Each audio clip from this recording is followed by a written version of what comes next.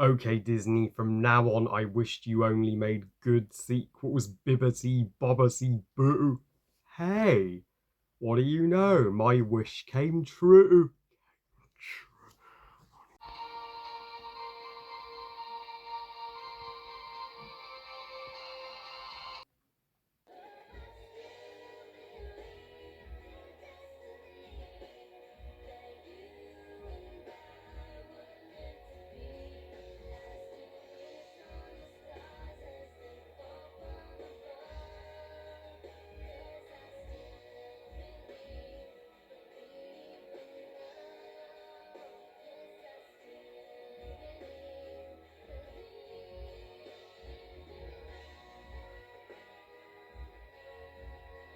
Cinderella Free, a twist in time, or just Cinderella, a twist in time as it's known here in the UK, is the third and final installment of Disney's Cinderella trilogy. And so, Cinderella, a twist in time tells the story taking place, after the events of the original and technically before Cinderella 2. So, this is kind of a prequel to, well, Cinderella 2 Dreams Come True, where uh, a year has passed since the ball and since the slipper fits Cinderella, and she's been happily married to the prince in the palace. And uh, the past year has been shitty for Lady Tremaine, Drusilla, and Anastasia. And as without Cinderella, they've had to do all the housework themselves. And but then one day Anastasia watches Cinderella and the prince in the forest, and she grabs the fairy godmother's wand and transforms the fairy godmother into stone unintentionally. So Lady Tremaine gets her hands on the wand and uses it to get her revenge on Cinderella and undo her happily ever after. And she uses, the magic to make the slipper fit Anastasia and travel back to the day the slipper was supposed to fit Cinderella. So now Cinderella has got to well get the prince to fall in love with her all over again and make him realize she was the girl he danced with at the ball, not Anastasia. Uh, but the clock is ticking for her. Now, this is the big one of the Cinderella trilogy, the one I was most stoked to review, as I think, expectations for this movie were rock bottom before anybody saw it, as people reacted, oh, really? Another Disney directed DVD sequel? Don't they all suck? And Cinderella 2 wasn't exactly all that. Should we really bother? Uh, uh, uh, but amazingly, 5 years after Cinderella 2 and people saw this movie, they were eating their words by how much they were blown away by it. And you can see why this is the fan favorite Disney sequel. I mean, I am going to make it no secret. I adore every single ounce of this movie. This is the holy grail of the Cinderella trilogy and my favorite Cinderella movie. Uh, Easily, yes, it even surpasses the original Cinderella. And I mean, and it's crazy how good this movie is. Better than it had any right to be. And it was this movie that confirms Cinderella as well the most consistently good Cinderella trilogies. This is literally the Frozen 2 of Cinderella and one of the top five Disney sequels. I mean, moi, moi, moi.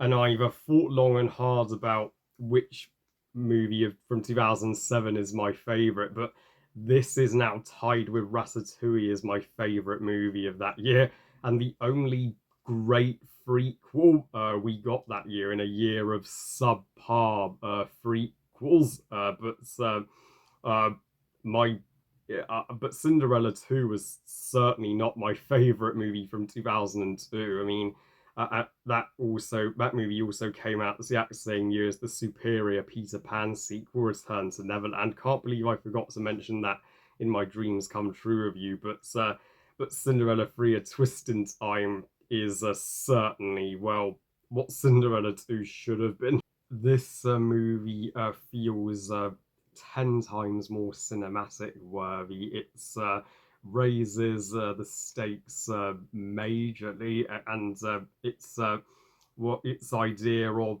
what if Cinderella didn't get a happily ever after, and she would, well, have to take matters into her own hands to guess this. I mean, it's a highly intelligent script, and well, improves the character and story of Cinderella more than the original fairy tale. Uh, yeah, I am going that far, and uh, the animation is also entirely up to snuff.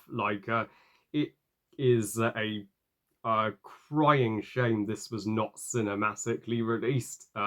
This feels way more cinematic worthy than the cinematically released animated Disney feature of the same year, Meet the Robinsons, and uh, my goodness, Cinderella in this movie, wow, she is she becomes a real girl boss, a total badass queen once her happily ever after is unfairly taken from her.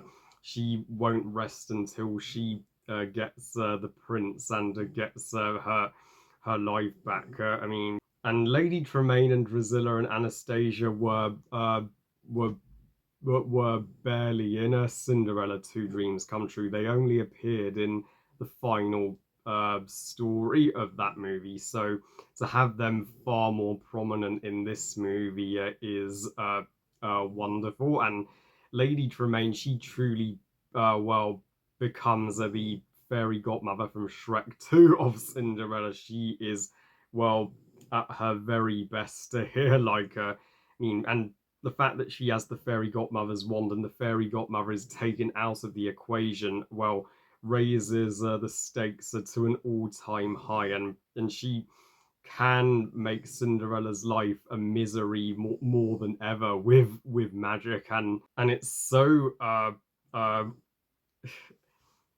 and it is and it is so neat how when she casts Bibbidi Bobbidi Boo, the magic from the wand goes green. So green is like her, villain color, and Anastasia is, of course, well, initially, well, overjoyed that she's going to be the one to marry the prince, much to Drusilla's jealousy. But this movie is the beginning of Anastasia's redemption, and I think we can all agree Anastasia is uh, easily the best of Cinderella's step family in terms of likability, and this movie makes Cinderella 2 even better by setting up Anastasia's redemption. And my goodness, she has such a sweet bond with the king, who and my goodness, she has such a sweet bond with the king. He uh, brings out the softer side of her as well as Cinderella, and Cinderella convinces her if she marries the prince, a man who she doesn't truly love, will she be happy in the long run? That's what uh, prompts Anastasia to say she doesn't at the wedding when Lady Tremaine uses magic to make Anastasia look like, well, a duplicate of Cinderella. And Jock and Gus are, legendary badass here. And Jock and Goss are legendary badass heroes here. Uh, well, without them, Cinderella may never have gotten to be with the prince again. And uh, this movie is paced wonderfully. It's flies by twice as fast as Cinderella 2, and uh, I mean, you won't be bored for a single moment. So you will be constantly on the edge of your seats, worrying, will things turn out all right for Cinderella here? Heck, you worry even more for her here than you did in the original, and bearing in mind how much trauma Cinderella went through in the original. The third act of this movie is truly where it's at. So heck, there are three third acts, three uh, well, final battles, if you will. First one being Cinderella is accused as being a thief in the palace and is going to be shipped off away, but the prince comes to her rescue. Oh, and that's one other thing Cinderella 3 does to perfection. It ups the prince big time. He has far more character to him than he did in the previous two Cinderella installments combined. Even even he turned out to be a likable, dashing hero when Gus and Jock helped him realize that he was under Lady Tremaine's trance when he thought Anastasia was the girl that he danced with. And then the second climax when Cinderella is put in a creepy version of the pumpkin that escorted her to the ball, with Lucifer being the evil coachman to drive her off into the darker forest. And the fact that there are chase scenes in a Cinderella movie is epic. This movie certainly feels more epic than any other Cinderella movie that came before us, and it's certainly the darkest. And then uh, it, the the finale where Cinderella crashes her own wedding, and then uh, uh, she gets her prince again. Uh, but this time the love story feels more earned because, well, Cinderella had to go the extra mile to get what she wanted and didn't get what she wanted too easily, unlike in the original. And then even the credits are a work of art. These are some of the most beautiful looking Disney credits you will ever see anywhere. When they show the paintings of like Anastasia with the baker, letting you know that this well led to Cinderella too, so so smartly. And but the icing on the cake of the credits is Hayden Panettie's masterpiece song "I Still Believe." Somehow I know I will find a way to a brighter day in my sun, 'cause I still believe in destiny, that you and I were meant to be. Seriously, I could sing that song well all day. That is the alpha and omega of the Cinderella soundtrack. Yes, it even dethrones Bibbidi Bobbidi Boo. So overall, Cinderella: A Twist in Time, well, is such a terrific conclusion to the Cinderella trilogy, and the uh, best Cinderella movie and one of the greatest and most surprising Disney sequels, period. I give Cinderella 3 a twist in time. 5 stars out of 5. Best Cinderella movie ever.